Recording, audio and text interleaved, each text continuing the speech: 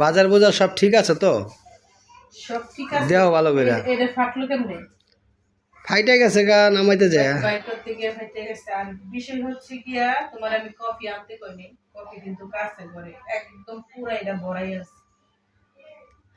আমার তো তুমি বলো নাই যা আছে। তুমি তো কফি খাও না আর আমিও কফি খাই না, আমরা চা খাই।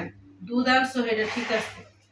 আর এগুলো হচ্ছে আমাদের মানে নুডলস, ডিম, মুড়ি, হলুদ মরিচ, চালের গুঁড়ি, চাল ডাল সবকিছু মিলে এগুলো হচ্ছে আমাদের ঈদের বাজার।